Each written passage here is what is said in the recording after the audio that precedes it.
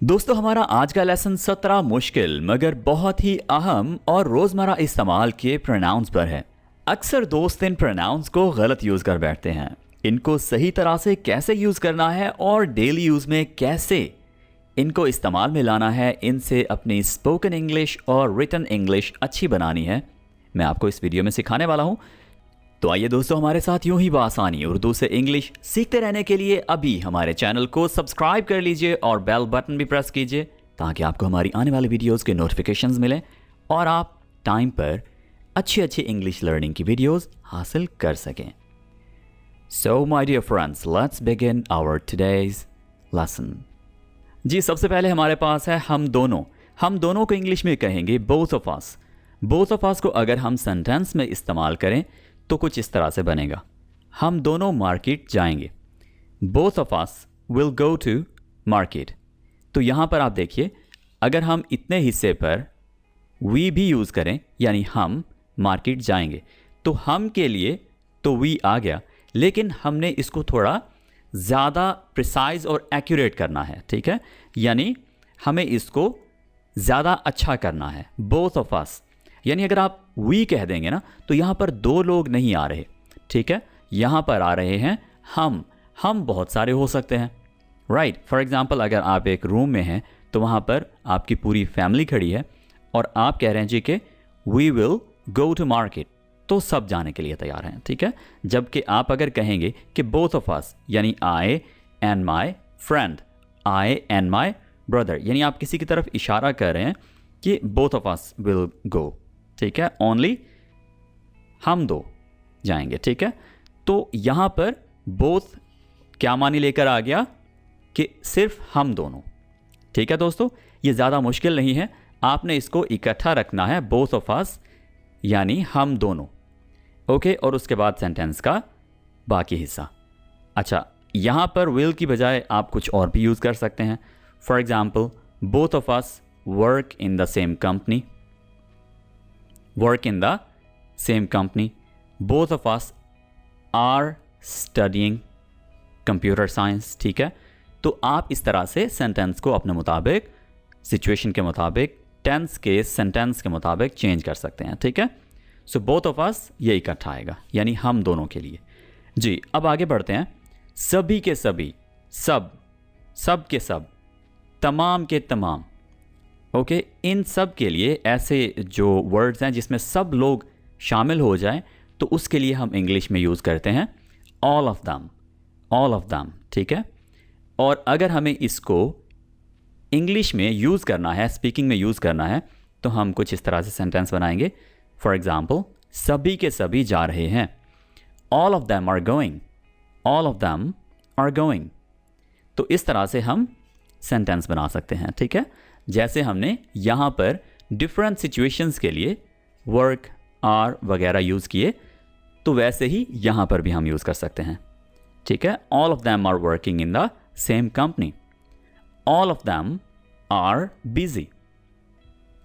जी अब आगे बढ़ते हैं। तुम दोनों के लिए हमारे पास इंग्लिश में जो वर्ड्स यूज़ होंगे वो हैं बोथ ऑफ यू, ठीक है। यानी सामने दो लोग खड़े हुए हैं और आप उनकी तरफ इशारा करके कह रहे हैं कि तुम दोनों। जी अब इसको सेंटेंस में यूज़ कर लेते हैं। तुम दोनों पढ़ नहीं रहे थे, okay. Both of you were not studying, both of you were not studying. Were not को आप अच्छी और फ्लुएंट इंग्लिश के लिए वरंट भी कह सकते हैं, weren't, right, weren't. Both of you weren't studying. जी दोस्तों अब हमारे पास आ जाता है इनमें से कोई भी नहीं, ठीक है। नन ऑफ देम की जो सही ट्रांसलेशन है, जो सही उर्दू मानी है, वो क्या है? इनमें से कोई भी नहीं। ये किसी का नहीं, गलत है, ठीक है। इनमें से कोई नहीं। जी तो इनमें से कोई नहीं को हम किस तरह से यूज़ करते हैं? नन ऑफ देम इसकी इंग्लिश है नन ऑफ देम। देम यहाँ पर प्लूरल आ गया जिसको मैं पी से जाहिर कर रहा हूँ। और अगर हम इसको ज़रा एग्जाम्पल में देखें तो किस तरह से बनेगा? इनमें से किसी का चुनाव नहीं किया गया, कोई भी सिलेक्ट नहीं किया गया। तो दोस्तों एक बात याद रखिए कि ये जो नन है ये है सिंगुलर, ठीक है, ये सिंगुलर है, यानी इसके साथ वाज का यूज़ होगा, ना कि वर का, याद रखिएगा। ठीक है, आपने सिंगुलर के साथ वन भी सिंगुलर है, ए भी सिंगुलर है और नन भी सिंगुलर है, तो आपने इन सब के साथ, यानी वाहिद हैं ये, तो आपने इन सब के साथ वाज या इज का यूज़ करना है, ना कि वर या आर का। जी, अब देखिए एग्जाम्पल क्या है, none of them was selected, यानी उनमें से कोई एक भी सिलेक्ट नहीं किया गया। ठीक है, तो आप वहां पर वर का यूज क्यों करेंगे? इसलिए कि यहां पर दम है, तो बिल्कुल गलत बात है। उनमें से किसी एक का भी, तो किसी एक का भी ये जो वर्ड है, इसके लिए बेसिकली हम वर्ब यूज कर रहे हैं, जो कि वाज होगा या इज होगा या कोई भी वो वर्ब होगा जो सिंगुलर के लिए, वाहिद के लिए यूज किया जाता है। ठीक है दोस्तों, आपने कभी भी इसको देखकर ये वाला वर्ब यूज नहीं करना, याद रखिएगा। ठीक है, अच्छा, अब दूसरी बात, यहां पर चूंकि नन आ गया है और इधर आ गया है प्लूरल जो कि है दम, तो दम की जगह पर अगर आपने कुछ ऐसी बात करनी हो जैसे कि मेरे दोस्तों में से कोई भी नहीं, ठीक है, मेरे दोस्तों में से कोई भी नहीं, मेरे टीचर्स में से कोई भी नहीं, या कोई एक भी नहीं, तो तब आप कैसे बात करेंगे? आप फिर ये दम की जगह माय, और उसके बाद अगर टीचर्स हैं, यानी ज़्यादा है ना, प्लूरल रखना है आपने यहाँ पर, ये प्लूरल रहेगा हमेशा, नन ऑफ, और उसके बाद प्लूरल रहेगा। ठीक है, my teachers, my friends, my colleagues, my family members, none of my family members was there, मेरे फैमिली मेम्बर्स में से कोई भी वहां नहीं था, कोई एक भी वहां नहीं था। ठीक है दोस्तों, सो इस तरह से आपने नन ऑफ का यूज करना है विद प्लूरल। याद रखिए, नन ऑफ जब आपने कह दिया, यहां पर प्लूरल आ जाएगा और उसके बाद ये जो वर्ब है ये सिंगुलर ही लगेगा। ठीक है, यानी नन आ गया ना, तो यहां पर आप यूं समझ लीजिए कि वाज या इज आएगा या कोई भी, और सिंगुलर जो वर्ब है वो आ जाएगा, जैसे हैज है। ठीक है, ओके, सो अब बढ़ते हैं हमारे नेक्स्ट जो प्रोनाउन है उसकी तरफ, वो दोनों, बोथ ऑफ दम, बोथ ऑफ दम। ठीक है, वो दोनों, अच्छा वो दोनों आ रहे हैं, both of them are coming, both of them are coming. तो यहां पर देखिए, आप सोच रहे होंगे कि यहां पर आर लगा हुआ है, तो आर इसके लिए लगा है क्योंकि ये दो हैं, कितने हैं? दो, तो इसके लिए आर लगा हुआ है। यहां पर देखिए, आप आल के जो वर्ड है उसके मुताबिक देखिए आर लगा है। ठीक है, यहां पर देखिए बोथ, और इसके लिए प्लूरल जो वर्ब है वो आप यूज़ करेंगे, जैसे यहाँ पर आप देखिए आर लगाया गया है, राइट। सो आपने ये बात लाजमी याद रखनी है कि इस वर्ड के मुताबिक आपने जो वर्ब है वो यूज़ कर लेना है। जी, अब बढ़ते हैं आगे। जी, अब नेक्स्ट हमारे पास आ जाता है कोई भी नहीं, यानी किसी खास जो एक ग्रोह है, एक ग्रुप है, एक क्लास है, उसमें से कोई भी नहीं। ठीक है दोस्तों, पहले हमने नन ऑफ दम सीखा, नन ऑफ, और फिर हमने उसको माई के साथ सीखा, अब है नन ऑफ द। यहाँ पर none of the players, none of the soldiers, ठीक है, नन ऑफ द टूरिस्ट्स, या कोई भी जो प्लूरल हैं जिसको आप अपने साथ यानी माई वगैरह का योर का यूज़ करके नहीं जोड़ना चाह रहे, उनको जनरली लेकर बात करना चाह रहे हैं, तो आप नन ऑफ द का यूज़ करेंगे, नन ऑफ द, और उसके बाद देखिए players, colleagues, teachers, none of the teachers, none of the politicians, ठीक है, none of the singers. Okay, तो आप यहाँ पर जनरली अगर किसी के बारे में बात करना चाहें तो आप नन ऑफ द का यूज़ करेंगे। ठीक है, कोई भी खिलाड़ी नहीं जीतेगा, none of the players will win. जी, अब आगे बढ़ते हैं, उनमें से एक, उनमें से कोई एक, वन ऑफ द, ठीक है, वन ऑफ द। अच्छा, यहाँ पर देखिए, one of the toys is missing. काफ़ी सारे खिलौने हैं जिनमें से एक खिलौना मिसिंग है। तो ये वाला देखिए, इज लगा है, ठीक है, यहाँ पर टॉयज है लेकिन यहाँ पर इज है, तो ये इस वन को लेकर हमने इज लगाया है, ठीक है, यानी एक खिलौना मिस है ना। तो टॉयज तो नहीं मिस, टॉयज में से एक खिलौना मिस है, ठीक है। सो आपने इसके मुताबिक ये वाली वर्ब यूज करनी है, राइट, याद रखिएगा। One of the toys is missing, खिलौनों में से एक खिलौना गायब है। ओके, सो इज मिसिंग, एक खिलौना, राइट जी। तो अब बढ़ते हैं नेक्स्ट, हमारा जो प्रोनाउन है उसमें आ जाता है में से कुछ या में से चंद। में से कुछ के लिए हम बेसिकली ऐसा कह रहे हैं कि कुछ मिकदार है उसमें से कुछ, और में से चंद कुछ तादाद है उसमें से चंद, ठीक है। तो आपने ये खुद डिफाइन करना है कि अगर मिकदार है तो आपने उसको कैसे यूज़ करना है, और अगर तादाद है तो कैसे यूज़ करना है। सम ऑफ द, और यहाँ पर आपने देखा कि यूज़ कर लिया हमने पिक्चर्स, तो वाजे हो गया कि पिक्चर्स मतलब तादाद आ गई, ठीक है। Some of the pictures are good, चंद एक तस्वीरें अच्छी हैं।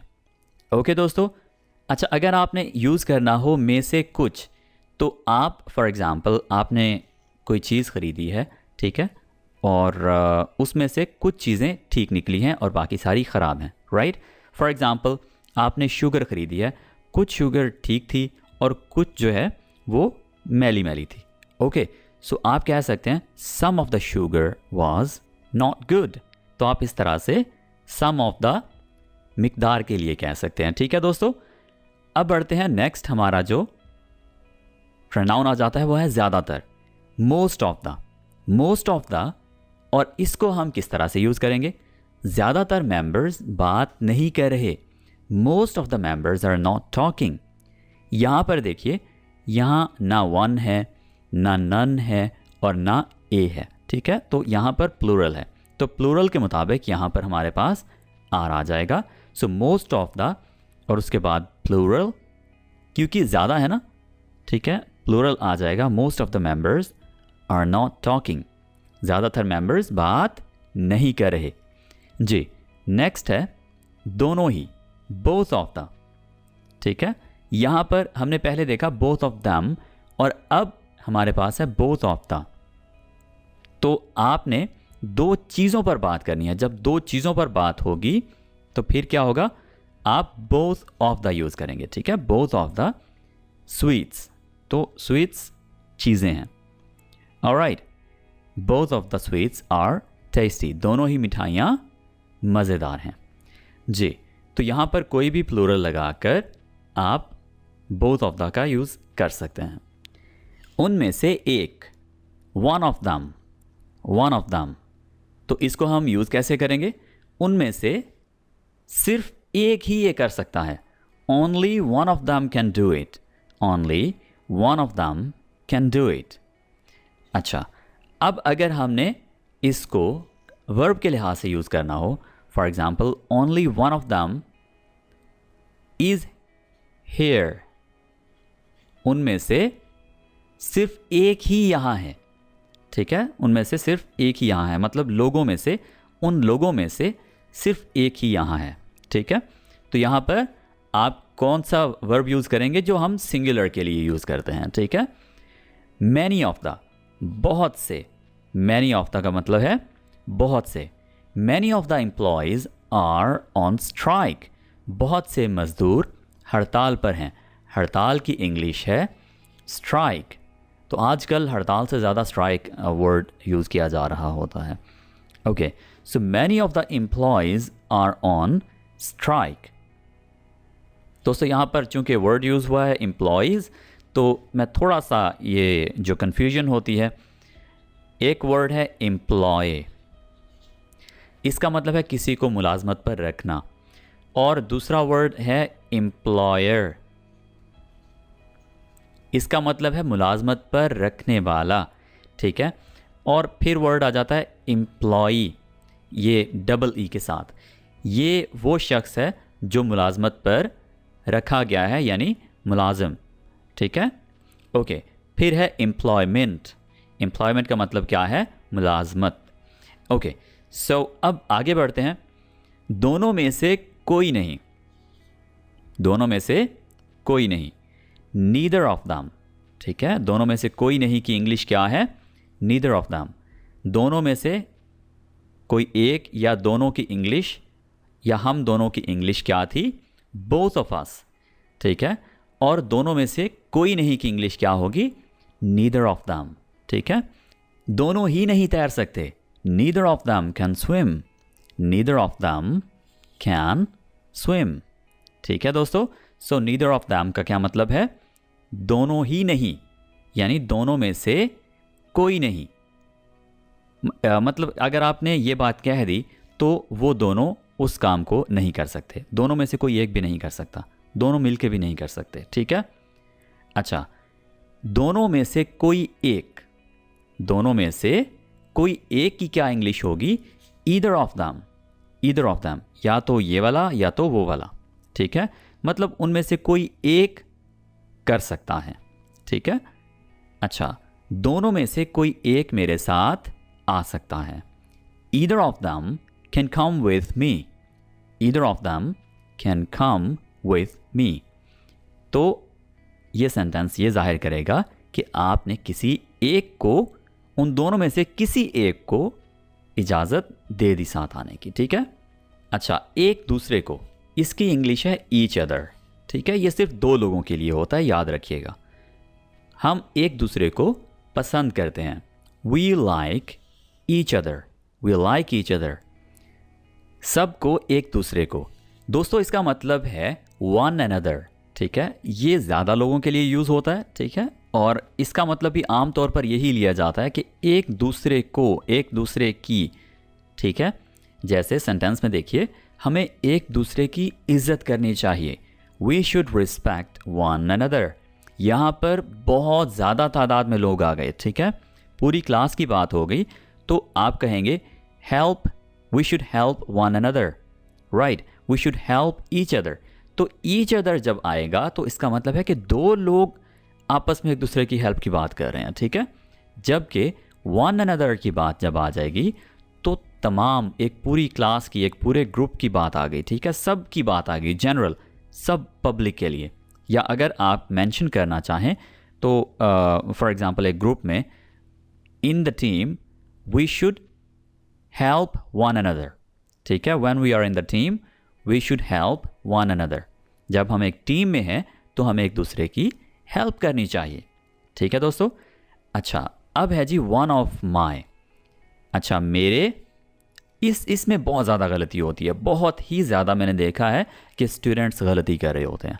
मेरे और उसके बाद जमा, जैसे दोस्त, उस्ताज़ा, कलीग्स या हमसाए, तो कोई भी, यानी जो प्लूरल में जमा में आ गया, ठीक है, में से एक, वन ऑफ माई, इसकी इंग्लिश हो जाएगी। जैसे मेरा एक दोस्त इस यूनिवर्सिटी में लेक्चरर है, वन ऑफ माई फ्रेंड्स, ये वाली बात याद रखें, प्लूरल आ गया, ठीक है, प्लूरल आ गया।